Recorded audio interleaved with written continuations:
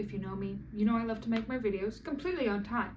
I would never do anything not on time for a video. Absolutely not. Now why would I do that? Is the F1 Academy season almost over? Say maybe only 3 race weekends left. Yes. Is that going to stop me from introducing you to every woman on the grid? No, it's absolutely not. So, for today's lecture, grab a seat, grab a drink, and let's get into the teams and the drivers on the grid this season for F1 Academy.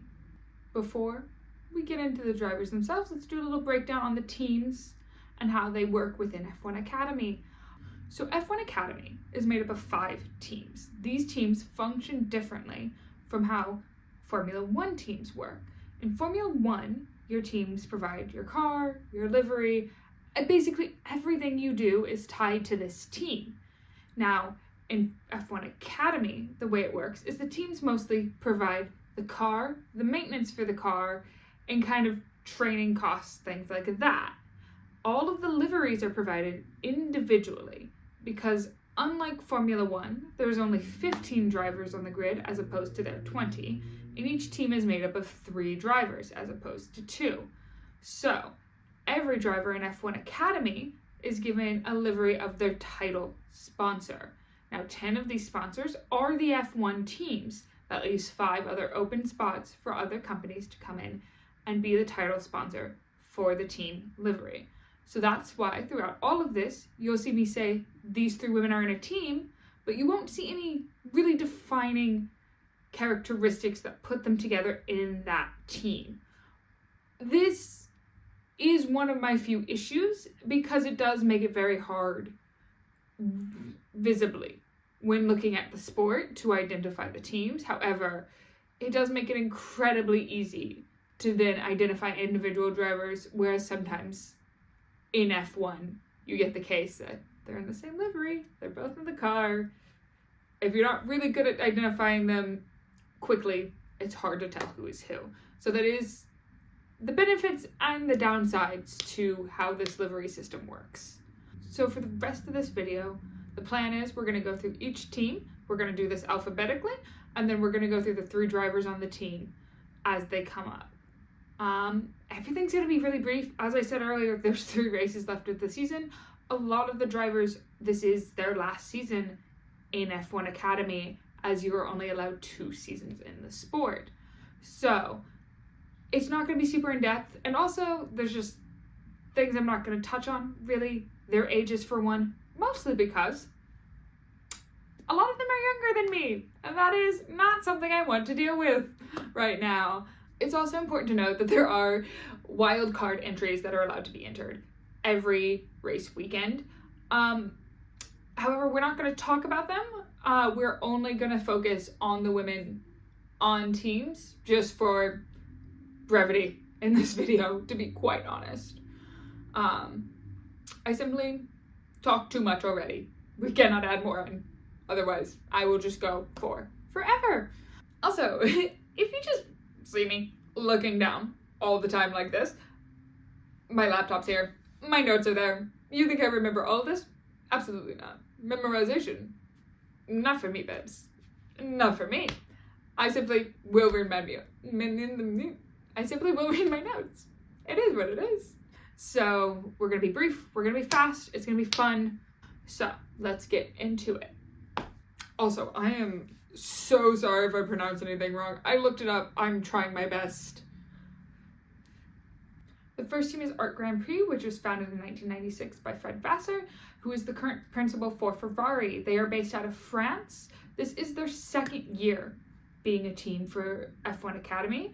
And aside from this, they race in F2, F3, and a regional F3 race called Formula European Regional by Alpine, I believe. It's Regional European. My bad. By Alpine.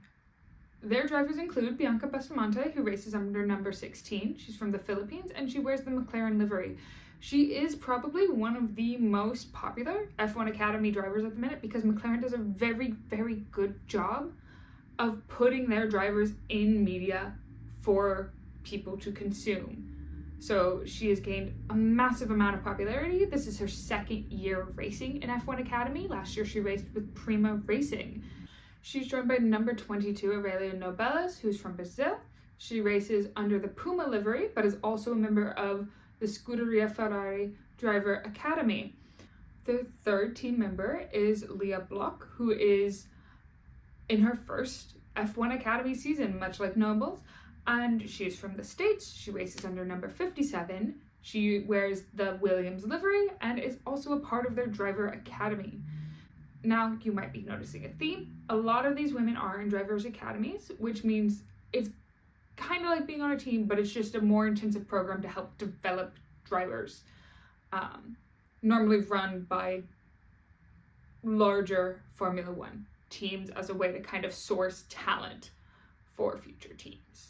Our second team is Campos Racing, founded by Adrian Campos. They're based out of Spain. This is also their second year in F1 Academy. And outside of this, they race in Euro Cup 3, Spanish F4, which races specifically in the Iberian Peninsula, and F2 and F3. They were founded around 1997, 1998. It's a little tricky. The website lists both years as founding dates, so it's not quite clear. Kicking off the Campos team, we have Chloe Chambers, who races under number 14. She's another American driver on the grid, and she is supported by Haas. Haas is one of the only American teams in F1 at the minute. They are the only American team. They are the only American team. And it's been listed as an all-American partnership. But something very interesting about Chambers is that she used to race in the W Series, which is actually Formula One's first attempt at a women's racing series, and something that I will be covering further a different time. She's joined by German racing driver Carrie Schreiner, who is racing under number 15 and is also in her second season with Campos Racing. She raced last year and placed 11th. Aside from that, she is sponsored by Kick Super and is also part of the Super Driver Academy. The final driver on this team is Nira Martí, who is also from Spain, much like her team. She is also in her second season and finished in the top 4 last year. She races under the sponsorship of Tommy Hilfiger and wears number 30. Our third team is also in their second year in F1 Academy. They're from the Netherlands. It's MP Motorsport. They were founded as a way for Koku to support his son's racing career in 1994. They also, like many other teams, race outside of F1 Academy. They do F2, F3, Formula Regional European by Alpine, Euro Cup 3, Spanish F4, and they are moving into F4 Indian Championship. This team is also very interesting because it's the only team where all 3 drivers are returning for their second year. First up, there's Emily de Hughes, who wears number 7. She's Dutch and is a part of the Red Bull Ford driving team and driver academy. She not only raced last season in F1 Academy, but she's also raced in the W Series in 2022. The second driver on the team is Hamda Al-Kabesi, who is from the United Arab Emirates and wears number 8. She managed to finish 3rd last year, which is an incredible result, and is supported by Red Bull Racing. Her older sister, Amna Al-Kabesi, races under number 88, which I think is a very sweet connection between the sisters, that they share a racing number in a sense. And she is supported by Red Bull Visa Cash App Racing. Are we sensing a bit of a theme with the Dutch team and who sponsors their drivers? Very Red Bull heavy.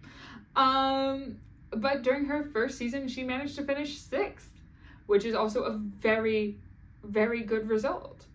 Our fourth team, also returning for a second year, is Prima Racing. They were founded in 1983. They are one of the oldest teams, and they hail out of Italy.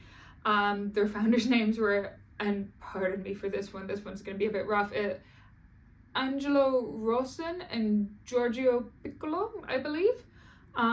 They compete in F2, F3, Formula Regional European by Alpine, F4, and in that they focus on Italian championships. They also are the team that won last year. They're the winning team. This means that they also are required to provide, I don't know if they're required. It does mean that they provide the car for the wild card entries who race in the series at certain stops. The first driver they have on the team is number 19, Tina Hausmann.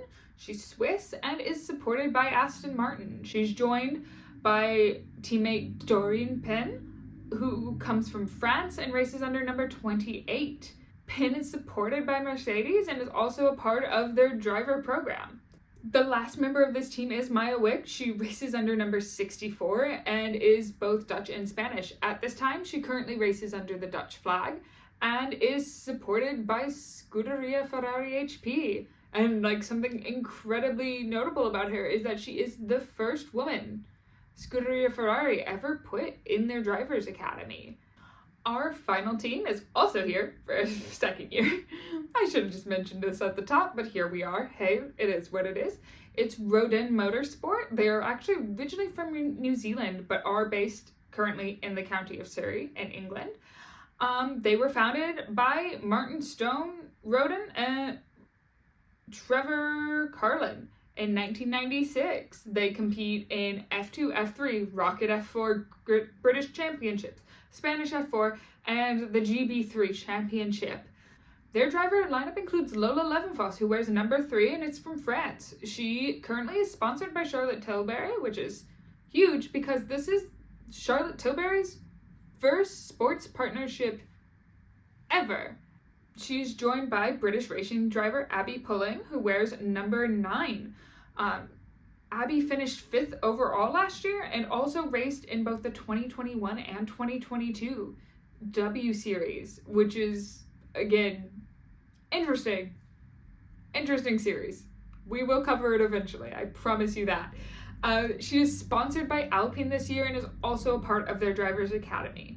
The final member of this team and the 2024 Formula One Academy grid is Jessica Edgar. The British racing driver has been wearing number 17 this season and is currently sponsored by American Express, and last year managed to finish 8th overall. And with all of that, we conclude who is a part of the 2024 F1 Academy grid. Of the 17 women on the grid, there are only 6 that are eligible to race next year, seen here. I'm so interested to know who's coming back, if they're racing for the same teams, if they're going to be sponsored by the same people. And I'm also incredibly interested to see where everyone else decides to move on to. It's all in the air. And if you have any theories, let me know down below. But with that, that is all I have for you today. As always, please remember to do your homework by liking, commenting, and subscribing. And with that, class is dismissed, and I will see you for my next lecture. Goodbye now.